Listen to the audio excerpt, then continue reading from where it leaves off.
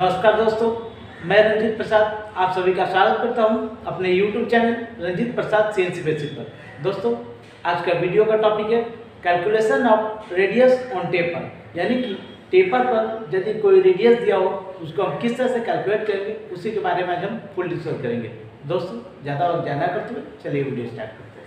दोस्तों, ये ड्राइंग आप लोगों को साफ साफ दिखाई दे रहा है, जो कि इसका डाया यहाँ से यहाँ तक ये डाया 40 दिया हुआ है। ड्राइंग समझाने से पहले मैं आप लोगों को बतला दूं, ये जो ड्राइंग है मैं आधा सिर्फ ड्राइंग को ड्रॉ किया हूँ, लेकिन यहाँ पे जो डायमेंशन दिया हुआ ये फुल है, यानी कि डायमेंशन डायमेट्रिकली है, ड्राइंग को हाफ ड्रॉ किया हूँ। ठीक है दोस्तों, अब देखिए यहाँ से यहाँ तक इसका डाया 40 यानी कि इसका फुल डाया 40 दिया हुआ, और यहाँ से यहाँ तक इसका लेंथ 2 दिया हुआ, और यहाँ से यहाँ तक 4 × 45 डिग्री का यहाँ पे टेपर का ले या टेपर का ले दिया हुआ। ठीक है, उसके बाद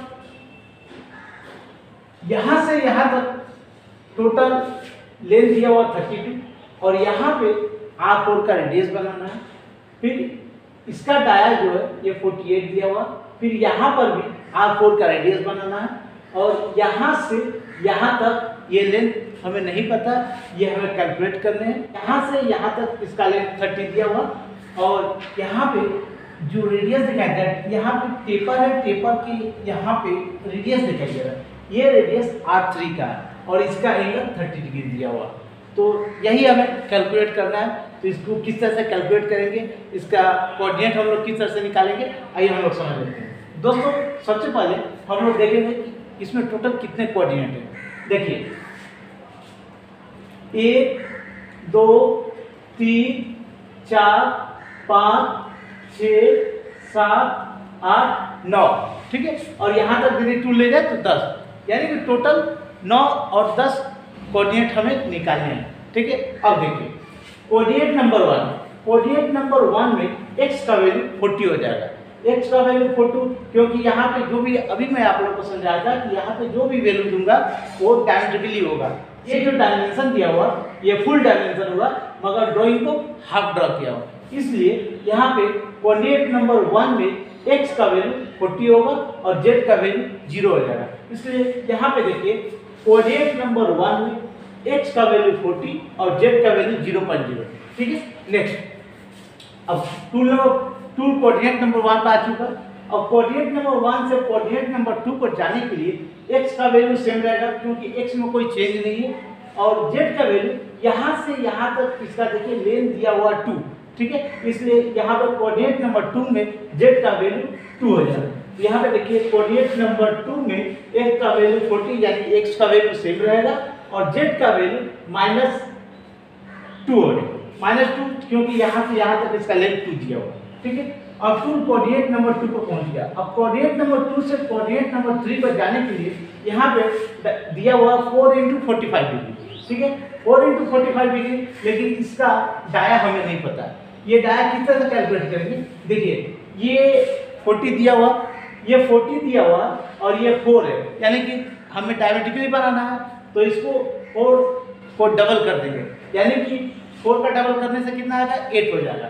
यानी कि 40 में यदि 8 ऐड करते हैं तो कितना हो जाएगा, 48। यानी कि कोऑर्डिनेट नंबर 3 में x का वैल्यू, यहाँ पे देखिए कोऑर्डिनेट नंबर 3 x का वैल्यू 48 हो जाएगा, और z का वैल्यू -6.0। ठीक है दोस्तों, यहाँ तक समझ में आ गया। और z का वैल्यू -6 किस तरह से है, देखिए यहाँ से यहाँ तक 2 है, ठीक है, और 4 mm इसका लेंथ दिया हुआ है, इसलिए ये 2 और ये 4 दोनों मिलकर 6 हो जाएगा, इसलिए यहाँ पे 6 लिखा हूँ, और ये वैल्यू माइनस में होगा क्योंकि 2 अंदर की तरफ जा रहा है। ठीक है, टूल कोऑर्डिनेट नंबर 3 को पहुंच गया। अब कोऑर्डिनेट नंबर 3 से कोऑर्डिनेट नंबर 4 पर जाने के लिए x का वैल्यू सेम होगा, क्योंकि x में कोई चेंज नहीं है, इसलिए कोऑर्डिनेट नंबर 4 में x का वैल्यू 48 ही रहेगा, और z का वैल्यू -32.0 हो जाएगा।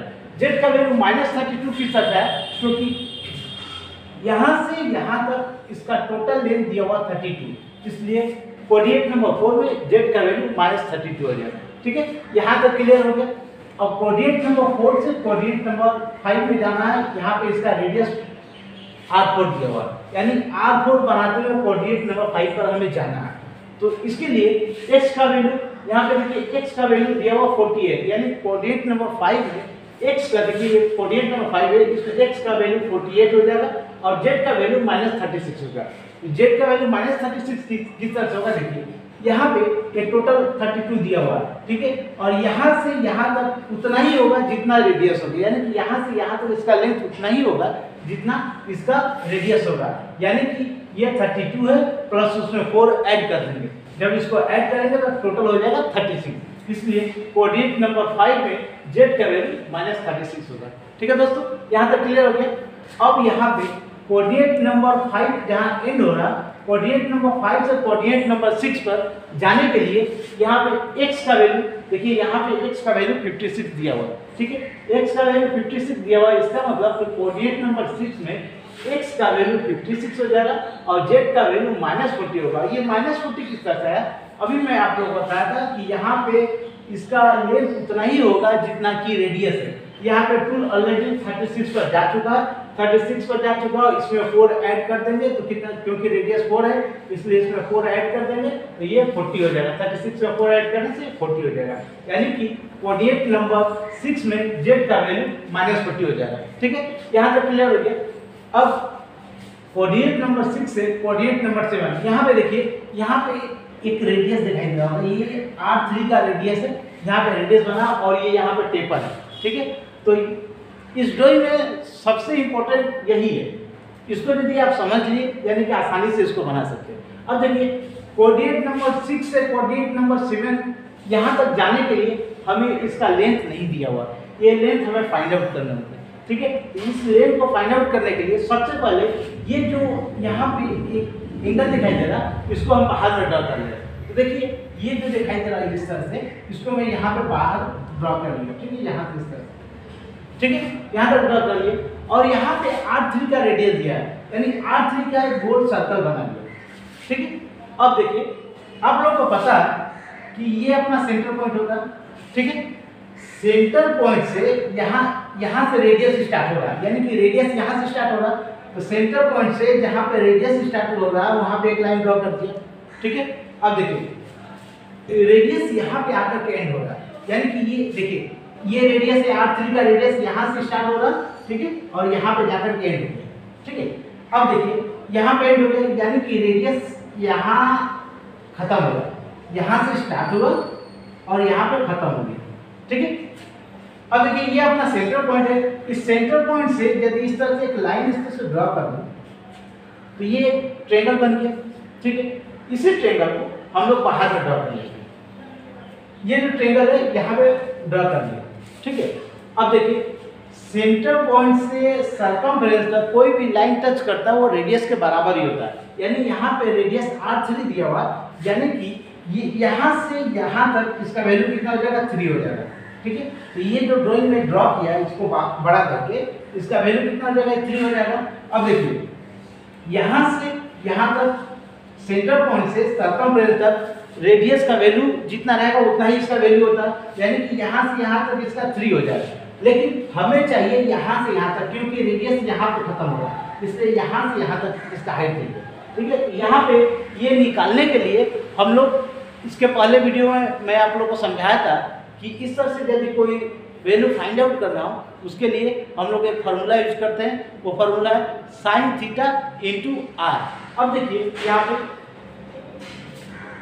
sin थीटा इंटू r, क्योंकि हमें रेडियस यहाँ से स्टार्ट हो रहा है, ठीक है, रेडियस यहाँ से स्टार्ट हो रहा है, यहाँ से यहाँ तक तो वैल्यू हमें पता है ये 3 है, लेकिन हमको यहाँ से यहाँ तक हाइट चाहिए, यहाँ से यहाँ तक हाइट निकालने के लिए हम लोग ये फॉर्मूला यूज करेंगे sin थीटा इंटू r। अब देखिए यहाँ पे sin थीटा का वैल्यू कितना दिया, 30 डिग्री, क्योंकि यहाँ पे देखिए एंगल 30 डिग्री दिया हुआ, ठीक है, ये एंगल 30 डिग्री दिया हुआ, इसलिए यहाँ पे sin 30 degree into r, r का वैल्यू कितना 3 है, क्योंकि यहाँ पे r का वैल्यू 3 दिया हुआ। अब sin 30 डिग्री का वैल्यू होता है 0.5, ठीक है, और इंटू 3, जब इसको मल्टीप्लाई करेंगे तो ये हो जाएगा 1.5, ठीक है। इसका मतलब ये हुआ कि सेंटर पॉइंट से यहाँ तक इसका हाइट हो गया 1.5, ठीक है, ये 1.5 हो गया। अब यहाँ से यहाँ तक टोटल 3 था, ठीक है, यहाँ से यहाँ तक टोटल 3 है, 3 में 1.5 को जब माइनस कर देते हैं तो ये कितना हो जाएगा, ये 1.5 हो जाएगा। यानी देखिए ये 1.5 और ये 1.5 दोनों मिलकर के 3 हो जा रहा है। अभी मैं आप लोगों को बता कि टोटल 3 है, ठीक है। इसका मतलब ये हमें समझ में आ गया कि यहाँ से यहाँ तक अपना हाइट 1.5 है, ठीक है। ये 1.5 किस तरह से है, फिर से मैं समझाने की कोशिश करता हूँ। देखिए सबसे पहले तो ये फार्मूला यूज करेंगे, ठीक है। ये फार्मूला यूज करने से अपना वैल्यू है 1.5, ठीक है। 1.5 यहाँ से यहाँ तक ये हुआ 1.5, ठीक है। लेकिन अभी मैं बताया कि यहाँ से यहाँ तक टोटल अपना 3 है। 3 किस तरह से है, क्योंकि रेडियस जितना रहता है उसका वैल्यू भी इतना ही रहता है। और यहाँ पे जब 3 में 1.5 को माइनस करेंगे, यानी कि यहाँ से यहाँ तक और 1.5 यहाँ से यहाँ तक 1.5 हो गया, ठीक है। यहाँ तक क्लियर हो गया। अब देखिए ये 1.5 और ये 1.5 दोनों मिलकर के 3 हो गया, ठीक है। इसका मतलब ये हुआ कि यहाँ से यहाँ तक अपना हाइट 1.5 हो गया। अब इसका अभी देखिए ये जो है इसका वैल्यू 1.5, ये हमें पता चल गया इसका वैल्यू। अब ये जो ट्रायंगल बन रहा है, देखिए यहाँ पे अभी ट्रायंगल बनाने को मैं जो आप लोगों को समझाया था, इसका रेडियस का वैल्यू 3 है और यहाँ से यहाँ तक इसका हाइट 1.5 है, ठीक है। अब हमें इसका वैल्यू निकालना है। इसका वैल्यू निकालने के लिए इसका वैल्यू बोले तो यहाँ से यहाँ तक, ठीक है। क्योंकि हम लोगों ने इसका हाइट निकाला, अब हमें लेंथ चाहिए। लेंथ निकालने के लिए हम लोग क्या करेंगे कि यहाँ पे अभी कुछ दिन पहले जो वीडियो बनाया था उसमें मैं आप लोग को समझाया था कि इस तरह से यदि 2 वैल्यू दिया हो तो उसमें तीसरा वैल्यू पाइथागोरस थ्योरम अप्लाई करके आसानी से हम लोग निकाल सकते हैं, ठीक है। यहाँ पे पाइथागोरस थ्योरम क्या होता है कि लंबी भुजाओं का स्क्वायर इक्वल टू दोनों छोटी भुजाओं का स्क्वायर का योग। इसमें लंबी भुजा क्या है, ये देखिए लंबी भुजा, इसका नाम देते हैं ABC, ठीक है। और लंबी भुजा का AB है, यानी कि AB का स्क्वायर इक्वल टू दोनों छोटी भुजा, एक BC है और दूसरा AC है, ठीक है। यानी कि लंबी भुजा AB है तो AB का स्क्वायर इक्वल टू BC का स्क्वायर प्लस AC, ठीक है। यहाँ का क्लियर हो गया। अब यहाँ पे AB ये है, AB का वैल्यू कितना है 3, यानी 3 का स्क्वायर हो गया इक्वल टू BC का वैल्यू कितना है 1.5। ये 1.5 किस तरह से है अभी मैं आप लोगों को कैलकुलेट करके बता दिया, इसलिए BC का वैल्यू 1.5 यहाँ पे बैठा दिया, इसका स्क्वायर क्योंकि स्क्वायर है, प्लस AC का वैल्यू हमें नहीं पता है, ये निकालना, इसलिए ये जिस तरह से उसी तरह से कर देंगे। अब देखिए 3 का स्क्वायर का ये लाइन आ गया और 1.5 का स्क्वायर किए तो 2.25 हो गया और AC का वैल्यू लेंगे जैसे वैसे कर दिए, ठीक है। अब यहाँ पे बीच में इक्वल टू है, ये इक्वल टू के इस साइड में आता है तो ये माइनस हो जाता है, यानी कि 9 में 2.25 को माइनस करेंगे तो ये हो जाएगा 6.75, ठीक है, इक्वल टू AC स्क्वायर। यहाँ तक क्लियर हो गया। अब देखिए ये AC इसका स्क्वायर दिया हुआ, ये स्क्वायर हटाने के लिए यहाँ पे अंडर रूट देते हैं। जब अंडर रूट देंगे तो ये हो जाएगा under root 6.75 equal to AC, यानी कि इसका स्क्वायर हट गया। अभी इसका जब अंडर रूट निकालेंगे ये आएगा 2.598 इक्वल टू AC, यानी कि AC का वैल्यू हो गया 2.598, यानी कि AC ये है, इसका वैल्यू हो गया 2.598, ठीक है। यहाँ तक क्लियर हो गया, ये वैल्यू 2.598। इसका मतलब ये हुआ कि यहाँ से यहाँ तक अपना हाइट हो गया 1.5 और यहाँ से यहाँ तक अपना लेंथ हो गया 2.598, ठीक है। यहाँ पे लिख देता हूँ 2.598, ठीक है। अब यहाँ पे हाइट भी मिल गया, लेंथ भी मिल गया, दोनों मिल गया, ठीक है। यानी कि यहाँ से इस तरह से डॉटेड लाइन ड्रॉ कर देता हूँ यहाँ से, तो इसका हाइट हम लोगों ने निकाला 1.5 निकाल लिया, ठीक है। और यहाँ से यहाँ तक इसका लेंथ हम लोगों ने कितना निकाला था 2.598, ठीक है, यहाँ तक निकाल लिया। अब यहाँ से यहाँ तक का लेंथ चाहिए हमें, ठीक है। यहाँ से यहाँ तक का तो हम लोगों ने हाइट और लेंथ निकाल लिया, लेकिन यहाँ से यहाँ तक का हमें लेंथ चाहिए। यहाँ से यहाँ तक का लेंथ निकालने के लिए अब देखिए ये जो सर्कल बनाया था, ये वाला ये जो ड्राइंग यहाँ पे बनाया था, तो देखिए इस तरह से ये ड्राइंग है, ये जो ड्राइंग दिखाई दे रहा है, ठीक है।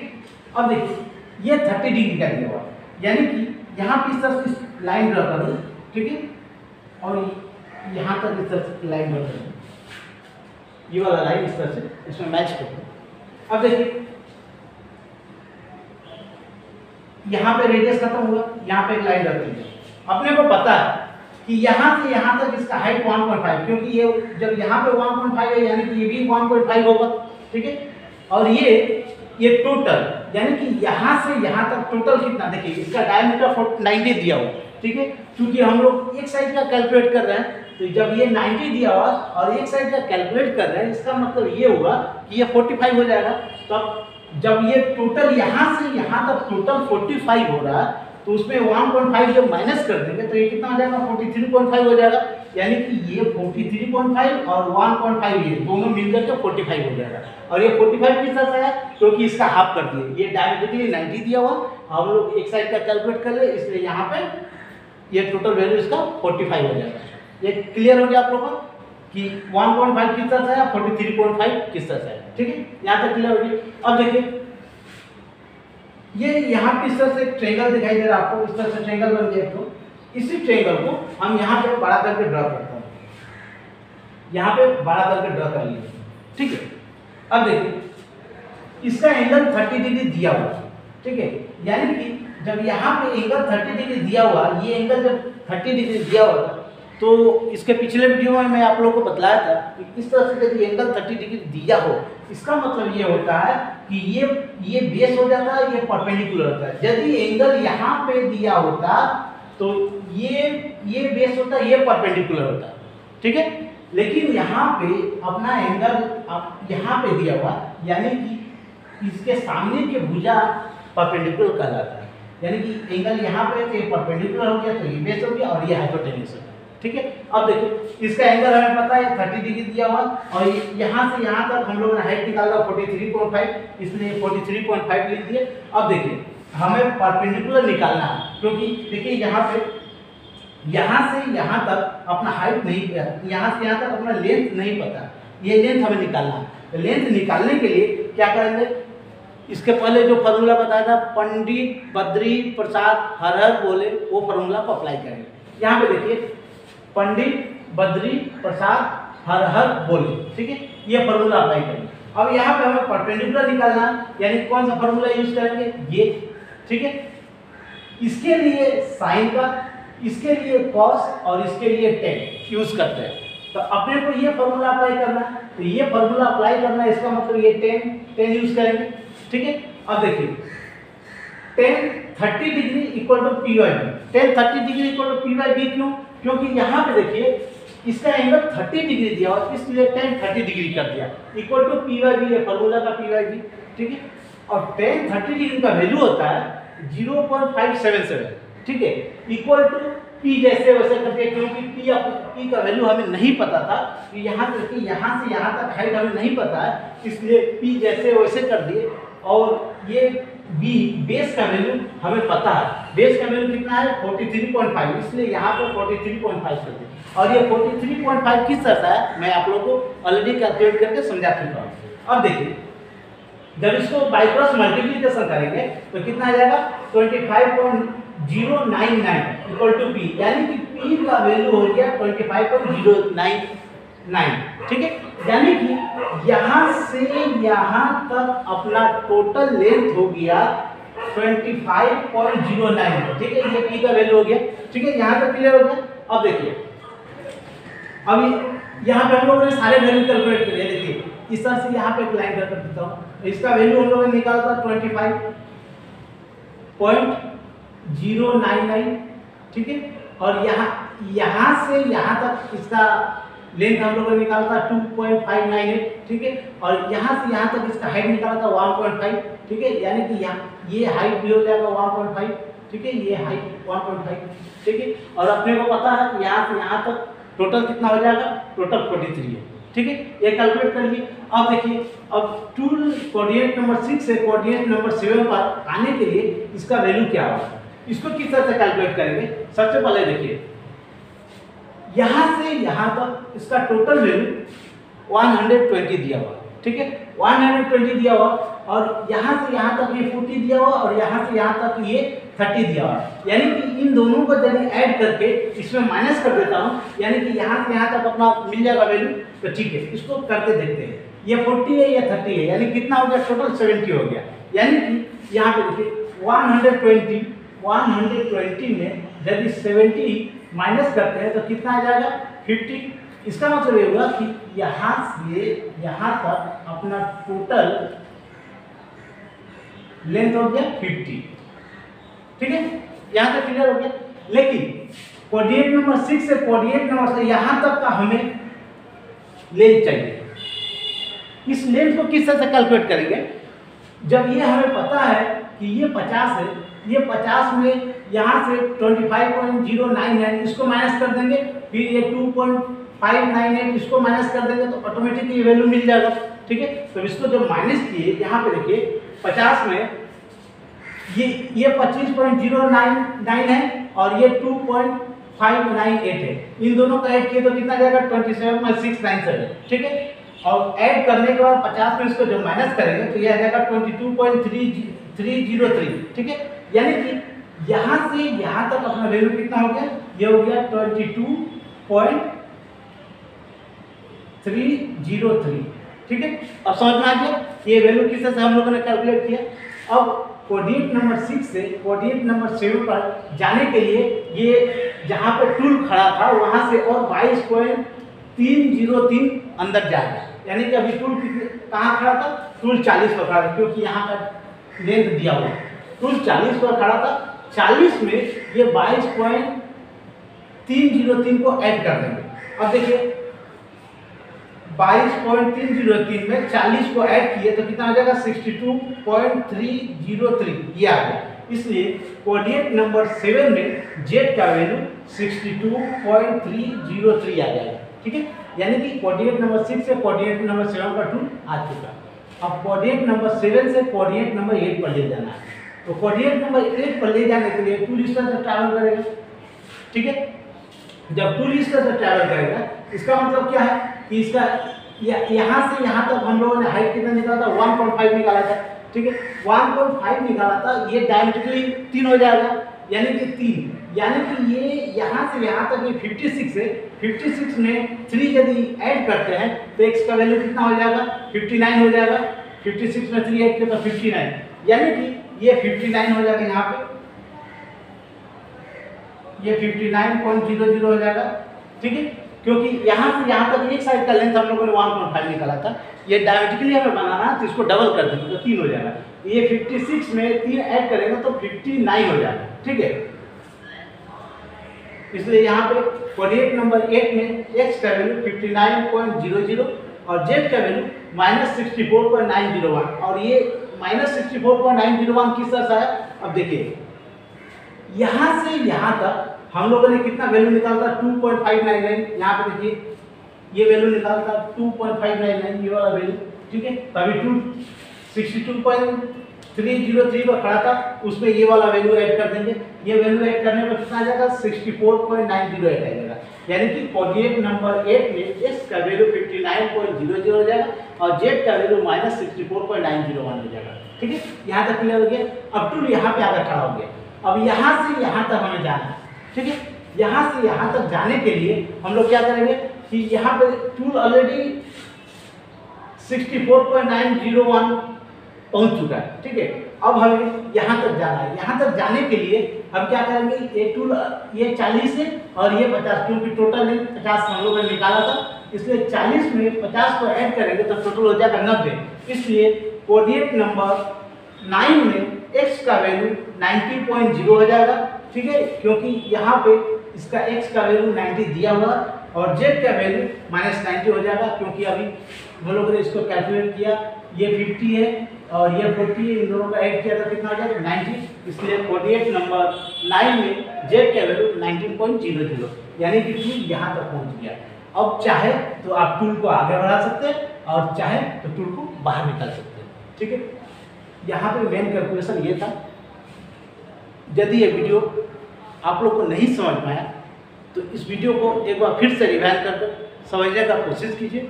उसके बावजूद भी यदि आपको नहीं समझ में आता तो आप हमें कमेंट्स करके पूछ सकते हैं। तो दोस्तों, इसी के साथ मैं आप लोगों से इजाज़त लेता हूँ। तब तक की जय हिंद, जय भारत।